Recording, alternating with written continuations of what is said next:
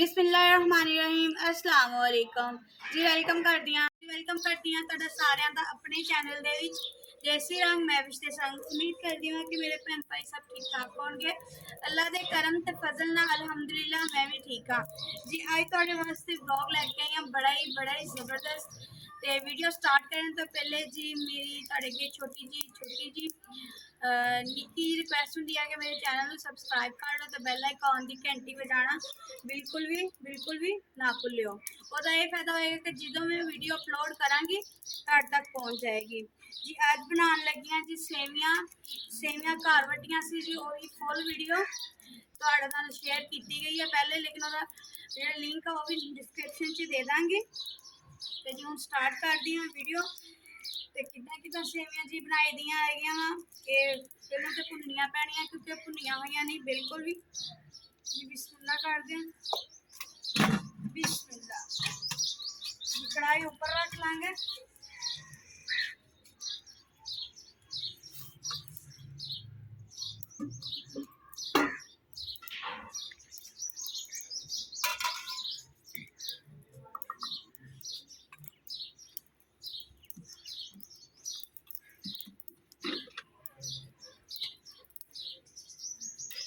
जी हम घ्यो पा लांगे। बिस्मिल्लाह।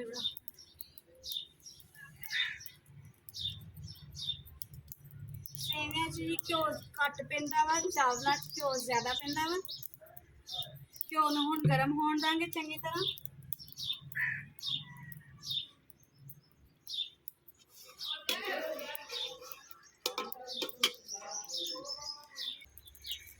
हाँ जी घी गर्म हो गया। हम सेवियां पा के चंगी तरह भुन लांगे।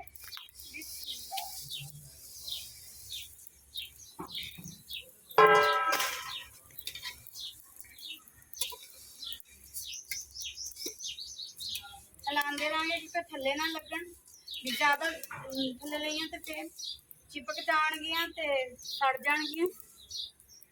हिलाते रहना जी।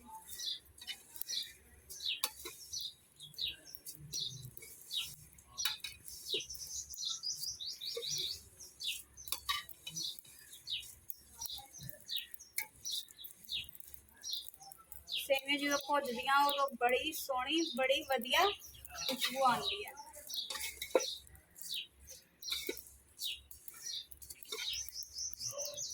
घर दियां वड्डियां होईयां सेवियां दा स्वाद ही बहुत ज्यादा। साडे पंजाब दे विच सेवियां जड़ियां वा वो घर दे विच वड्ड के गाँव के पिंडां दे विच तां ही खादियां जांदियां ते गर्मियां नूं तो बहुत ही पसंद कीतियां जांदियां ते सर्दियां नूं जी दुध दे विच पा के गर्मियां में बड़ा ही मजा।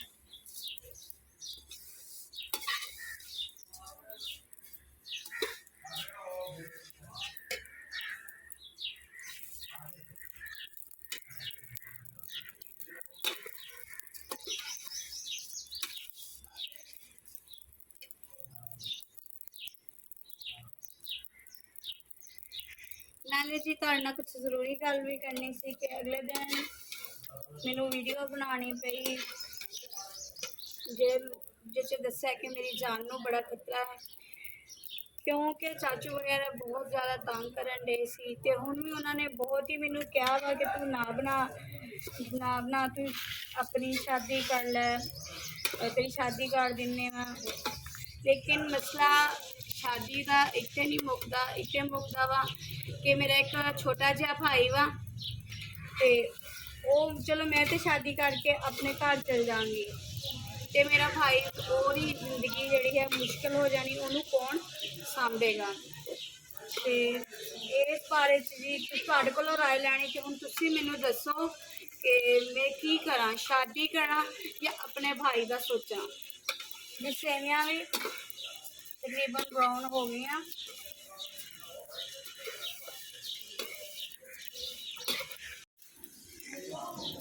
हाँ जी सेवियां लाइट गोल्डन ब्राउन हो गई।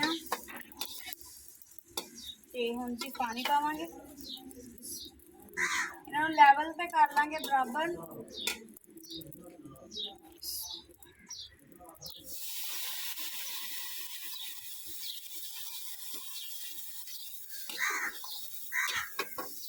बड़ी मजे की खुशबू आन रही है।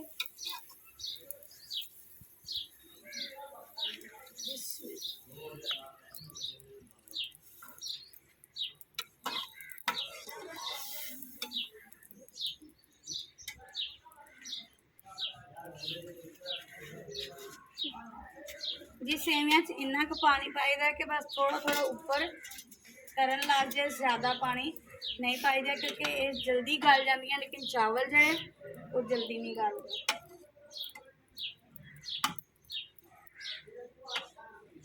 हम पकन देंगे।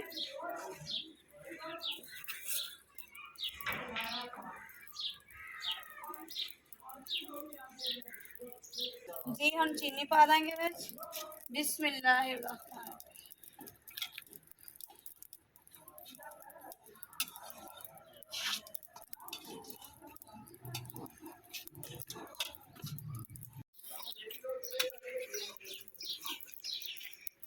हाँ जी जी सेवियां गल गई ते जी सौगी पा देंगे विच।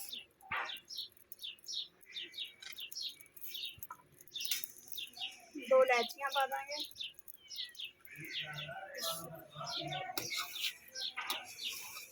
ये तो अपनी मर्जी होंदी है कि विच मेवे वगैरह पाओ या ना पाओ।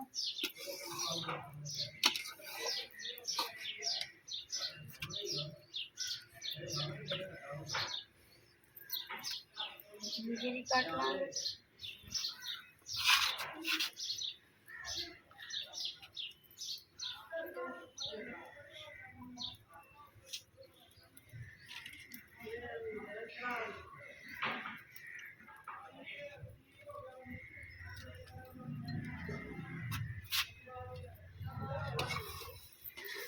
हलावांगे नाल नीचे ना लग जाए।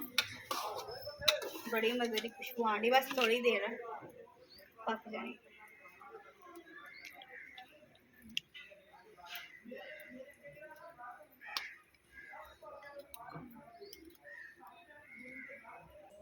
हाँ जी जी हम गरी पा देंगे खोपरा।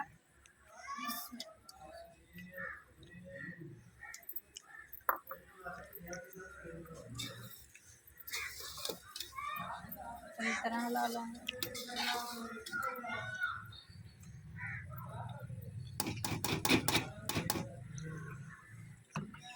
हम दम देंगे ताकि चावलों सेवियां कोई कनी है तो निकल जाए। तो पहले वेखते किन्नी क कनी उहदे नाल ये हिसाब ला लियो कि किन्नी क देर दम देना। बस एक दो कनी है 5 मिनट दम दिता जाए।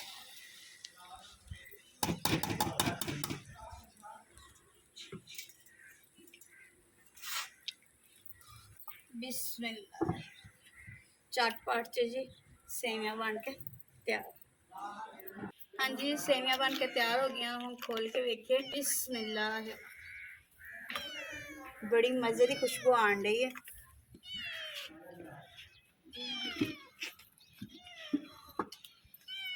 चंगी तरह हिला लांगे। बिस्मिल्लाह। क्या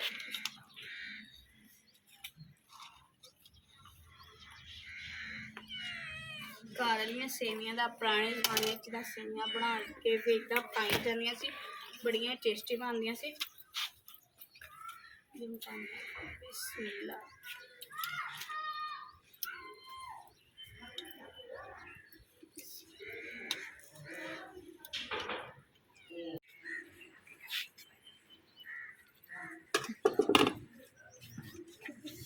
सेवियां ठंडियां खा ली, गर्म बहुत खा के देखते हैं कितना दी स्वादी बनिया। खुशबू तो बड़ी मजे की आन रही है। बिस्मिल्लाह।